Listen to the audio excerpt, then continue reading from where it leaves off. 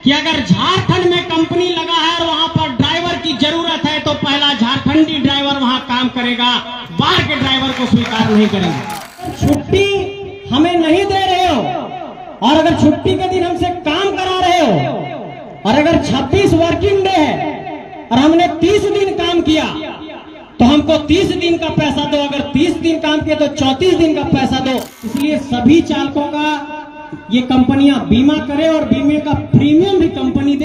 चालक जो भी ड्राइवर वहां काम करने जाएगा सबका बीमा करो और सबका बीमा का जो वहां पर हमारा पैसा है वो कंपनी को भरना पड़ेगा। इस बात की भी हम लोगों को मांग करनी होगी। सैलरी स्लिप क्यों होना चाहिए बता, उसके आधार पर आपको अपना बच्चा का लोन लेने में, अपना लोन लेने में सहूलियत होगी, कोई काम करने में सहूलियत होगी, कोई गाड़ी घोड़ा खरीदने में सहूलियत होगी। तो हमारे ड्राइवर साथी देश के अलग अलग कोने में ठोकर खा करके अपनी जिंदगी गुजार रहे हैं। सरकार को ये कहना चाहते हैं कि चालकों के लिए एक नियमावली लाइए और सारे कंपनियों को बाध्य करिए कि यहाँ पर अगर खनन कर रहे हो, यहाँ पर गाड़ी चला रहे हो, यहाँ पर ट्रांसपोर्टिंग कर रहे हो तो झारखंडी ड्राइवर को 100% रखना होगा। अगर सीट बचेगा तब किसी को देंगे, ऐसे किसी को नहीं देंगे। हमारे ड्राइवर साथी, हमारे चालक साथी झारखंड के अंदर काम कर रहे हैं, उनका ईपीएफ कटना चाहिए, कर्मचारी भविष्य निधि का पैसा प्रॉपर जमा होना चाहिए, उसमें कोई धांधली नहीं होनी चाहिए और पूरा जो कंपनी है उसको एक एम्प्लॉय के तौर पर, एक कर्मचारी के तौर पर जो पूरी कागजी प्रक्रिया है सैलरी स्लिप के साथ दे। इस बात का भी हम यहाँ से मांग करना चाहते हैं। इसमें दलालों का एक बहुत बड़ा सिंडिकेट है, इस दलाल की प्रथा को खत्म करना होगा। देश के भीतर, इस राज्य के भीतर अगर सबसे बड़ा किसी का योगदान है तो वो ड्राइवरों का है, चालकों का है। कल्पना करिए कि इस देश में कोई बंदी का ऐलान होता है, कल्पना करिए इस देश में लॉकडाउन का ऐलान होता है तो यही ना कहते हैं कि सड़कें सूनी हो गई, सड़कें वीरान हो गई। ड्राइवर जब अपने स्टीयरिंग पर नहीं बैठता है तो पूरा देश समाज में सन्नाटा छा जाता है और जब अपने हक के लिए लड़ने लगता है तो उसकी गर्जना बहुत दूर तक जाएगी। इस बात का भी हमको विश्वास है। अब देखिए, ड्राइवरों के हक अधिकार की बात, झारखंड के कंपनियों में उनको नौकरी देने की बात, चाहे वो अडानी के कंपनी में हो, चाहे वो एनटीपीसी में हो, चाहे त्रिवेणी में हो, चाहे सीसीएल में हो, चाहे बीसीसीएल में हो, चाहे बीएसएल में हो, चाहे टाटा में हो, चाहे झारखंड के तमाम निजी क्षेत्र की कंपनियों में हो, चाहे सरकारी क्षेत्र की कंपनियों में हो, चाहे बाहर के राज्यों में आप लोग काम कर रहे हैं। लेकिन सबसे पहले इस बात को सरकार को समझने की जरूरत है कि ड्राइवर समाज का एक आईना है।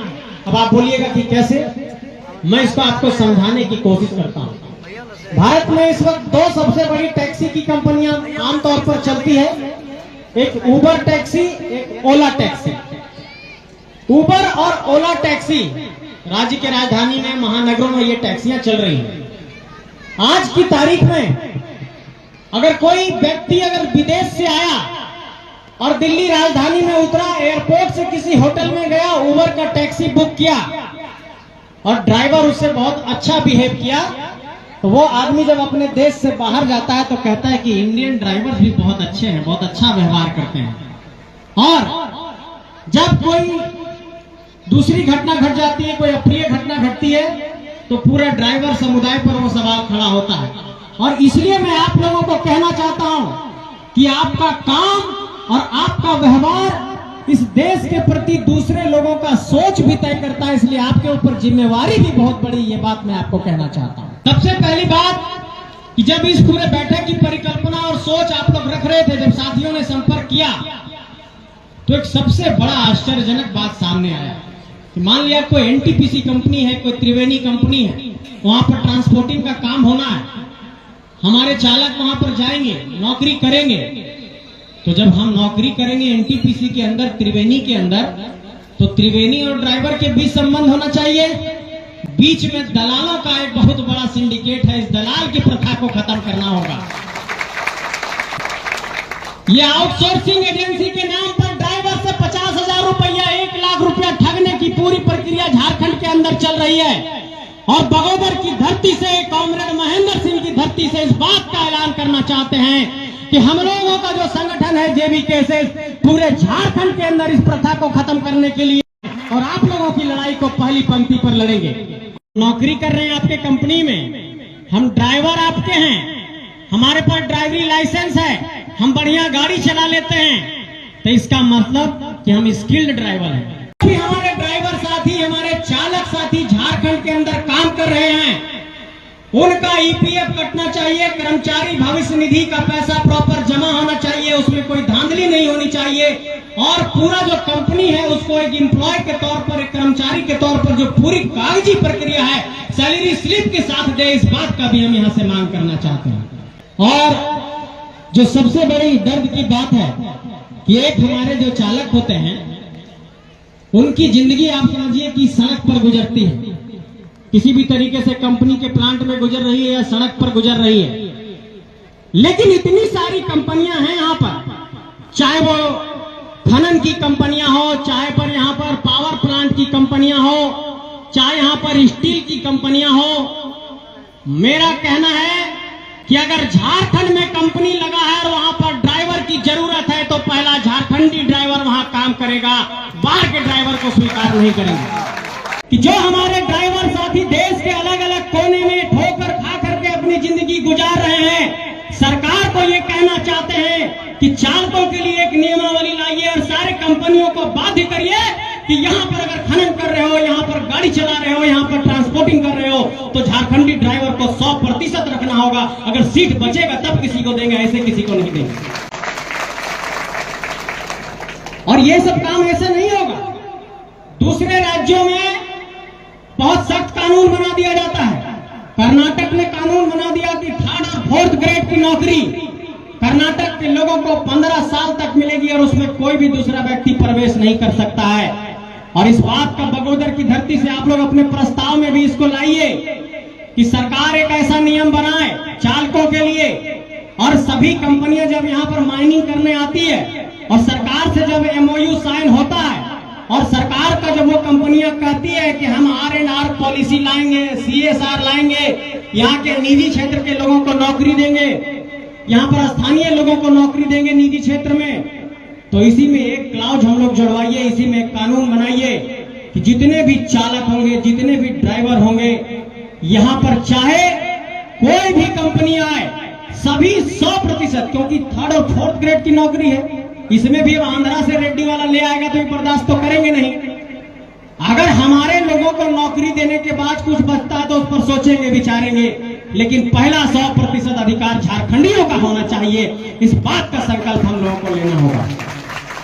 सैलरी स्लिप क्यों होना चाहिए बताते हैं। एक सैलरी स्लिप मिलेगा तो इसका प्रभाव क्या पड़ेगा आपकी जिंदगी पर। सैलरी स्लिप मिला, उसमें आपका EPF का पैसा कटेगा, कुछ हो सकता है TDS का पैसा कटेगा, तो आपके तमाम साथियों को जब सैलरी स्लिप मिलेगा तो आप रिटर्न फाइल करिएगा।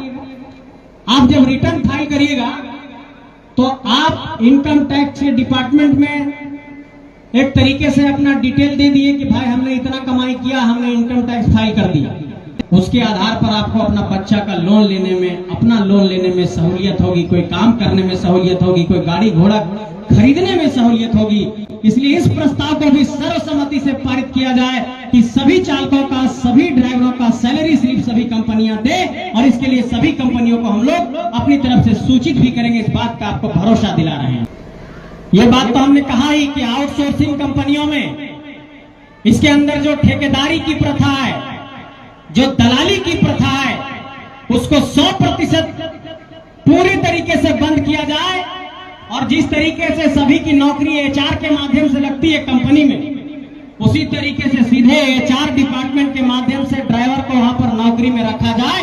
कोई भी बीच में दलाली प्रथा नहीं हो, कोई भी ठेकेदारी प्रथा नहीं हो, कोई भी आउटसोर्सिंग प्रथा नहीं हो। इस बात का यहाँ से ऐलान करना चाहते हैं और इस प्रस्ताव को पारित करना चाहते हैं। उनको ड्राइवर साथी लोग एक चीज ये बताते हैं कि हम लोग जब आउटसोर्सिंग एजेंसी के अंदर में रहते हैं तो मान लिया जाए कि ड्राइवर को मिला 18,000 और 20,000, तो आउटसोर्सिंग कंपनी उधर डील कर लिया है 30,000, 35,000 और 28,000 में। ये बात सही ऐसा है क्या? तो जब दलाल को जो कंपनियां पैसा दे रही हैं वो सीधे ड्राइवर को मिले और बीच का माध्यम खत्म हो, बिचौलियागिरी खत्म हो, इस प्रस्ताव को आप लोगों ने रखा है। और इस प्रस्ताव पर मैं भी अपनी सहमति दर्ज कराता हूं और इस लड़ाई में आप लोगों के साथ रहूंगा, ये भी सहमति दर्ज कराता हूं कि कंपनी के अंदर काम के दौरान किसी भी कर्मचारी की अगर मृत्यु हो जाती है तो कंपनी की तरफ से 25 लाख रुपए की मुआवजा मिलनी चाहिए। ये बात तो ठीक है कि 25 लाख रुपए की मुआवजा मिलनी चाहिए, लेकिन उससे पहले इस डिमांड को भी रखना होगा कि जो भी चालक, जो भी ड्राइवर वहां काम करने जाएगा, सबका बीमा करो और सबका बीमा का जो वहां पर हमारा पैसा है वो कंपनी को भरना पड़ेगा। इस बात की भी हम लोगों को मांग करनी होगी। हम काम कर रहे हैं आपके यहाँ, लोहा लक्कड़ रिस्क सब कुछ हम झेल रहे हैं और हमको चोट लग गया तो आप हमारा इंश्योरेंस करिएगा कि नहीं, हमारा बीमा करिएगा कि नहीं? और उस बीमा का प्रीमियम हम नहीं देंगे, उस बीमा का प्रीमियम कंपनी को देना होगा। इसलिए सभी चालकों का ये कंपनियां बीमा करे और बीमे का प्रीमियम भी कंपनी दे। इस डिमांड को भी हम जोड़ना चाहते हैं आप लोगों के मांग के साथ। और मुआवजा जो आप लोगों ने रखा है 25 लाख रुपया, इस 25 लाख रुपया मुआवजा को भी परिजनों को दिया जाए, इस बात को भी यहां से मैं कहना चाहता हूं। एक साथियों ने रखा है डिमांड कि विपरीत परिस्थिति में बाहर निकलने के लिए एडवांस पेमेंट की व्यवस्था होनी चाहिए। ये बिल्कुल सही बात है कि जब अपने जीवन में हम रहते हैं, कहीं काम करते हैं, तो कभी बहुत ज्यादा जरूरत पड़ जाती है, कभी घर में कोई स्वास्थ्य समस्या उत्पन्न हो गई, कभी कोई इमरजेंसी हो गया, कोई घर बना रहा है, कहीं बच्चे का फीस देना है, तो एडवांस पेमेंट बिल्कुल दिया जा सकता है। आप हमारे सैलरी से भविष्य में काट लीजिए, इस तरह का सिस्टम बनाया जा सकता है और इस तरह के डिमांड को रखा जा सकता है। मुझे लगता है कि ये भी आप लोगों की वैध मांग है, सही मांग है। इस मांग पर भी मैं अपनी सहमति दर्ज कराता हूं और हम लोगों का संगठन भी इस पर सहमति दर्ज कराता है। इस बात का आपको विश्वास दिलाते हैं। 26 जनवरी 15 अगस्त को आप लोगों का छुट्टी नहीं रहता है। ये तो अपने आप में, अगर हम एक भारतीय नागरिक हैं और जो छुट्टी का प्रावधान है, चाहे वो त्योहारों में हो, चाहे वो राष्ट्रीय पर्व त्योहारों में हो, एक तरीके से अगर श्रम कानून को पढ़िएगा तो श्रम कानून में न्यूनतम वेतन, छुट्टी सभी का जिक्र है। और इस बात का हम ऐलान करना चाहते हैं कि अगर छुट्टी हमें नहीं दे रहे हो और अगर छुट्टी के दिन हमसे काम करा रहे हो और अगर 26 वर्किंग डे है और हमने 30 दिन काम किया तो हमको 30 दिन का पैसा दो, अगर 30 दिन काम किया तो 34 दिन का पैसा दो। एक बहुत बड़ा कंपनी वाला लोग धमकी देता है ड्राइवर को, थोड़ा सा अगर गलती हो गया तो तुरंत नौकरी से निकालने का धमकी। इन लोगों को ये बताना होगा और ये आगाह करना होगा कि ये कंपनियां हमारे जमीन पर लगी है, ट्रांसपोर्टिंग हमारे जमीन पर हो रहा है, गाड़ी हम लोग चला रहे हैं, तो तुम इस बात के लिए कभी धमकाओ मत कि तुम मुझे नौकरी से निकाल दोगे। छोटी मोटी गलती में नौकरी से निकालने की धमकी नहीं चलेगी और वहां पर अपने हक के साथ नौकरी करेंगे, इस बात का भी ऐलान करना होगा।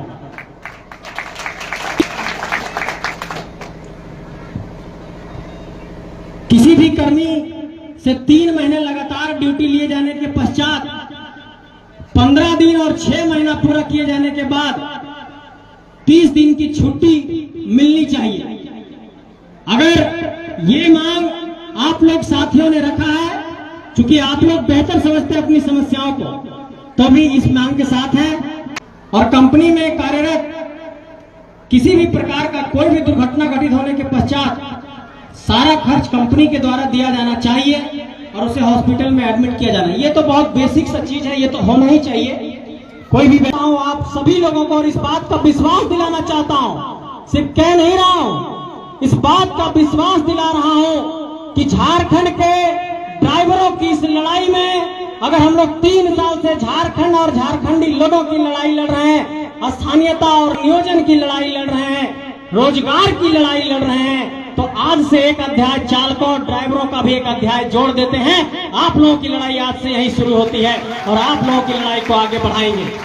अगर ड्राइवर जिस दिन ये ठान लिया तो सरकार और सत्ता की चूल्हे हिल जाएगी। एक दिन अभी झारखंड बंद हुआ तो लोग कहे इसी रांची में दोपहर 3 बजे तक, 4 बजे तक, सुबह से दोपहर 4 बजे शाम तक 100 करोड़ का व्यापार प्रभावित हो गया। जब ड्राइवरों की गाड़ी नहीं चली तो पूरा व्यापार प्रभावित हुआ। इसलिए इस बात को मान करके चलिए कि जिस दिन ये ऐलान कर दिए आप लोग कि अगर झारखंड के ड्राइवरों को अगर झारखंड के अंदर नौकरी नहीं दी गई और जितने कंपनियों में ट्रांसपोर्टिंग का काम चल रहा है वो सब जगह आर्थिक नाकेबंदी कर देंगे, आर्थिक बंदी कर देंगे, कोई ट्रांसपोर्टिंग नहीं होगा, कोई गाड़ियां नहीं चलेगी, उसी दिन सभी झारखंडी को नौकरी मिल जाएगा, ऐसा एक ऐलान करना होगा। क्योंकि आसानी से तो इन लोग सुनता नहीं है। कंपनी इन लोग मनमानी कर लिया है, दरवाजा पर लगा देगा सिक्योरिटी गार्ड को, उसके बाद वहां पर जाइएगा, आवेदन दीजिएगा तो वहीं डस्टबिन में फाड़ करके डाल देगा, आपका नौकरी लगेगा नहीं। वही बिचौलियागिरी है। इसलिए आप सबसे ये कहना चाहते हैं कि आप लोगों की इस लड़ाई को हम लोग आगे बढ़ाएंगे, जेबी केसेस आगे बढ़ाएगा, हमारे भाई जयराम महतो जी आगे बढ़ाएंगे, हम लोग सब मिल करके आगे बढ़ाएंगे और झारखंड के ड्राइवरों को साथ देंगे। इस बात का संकल्प यहां पर मैं ले रहा हूं।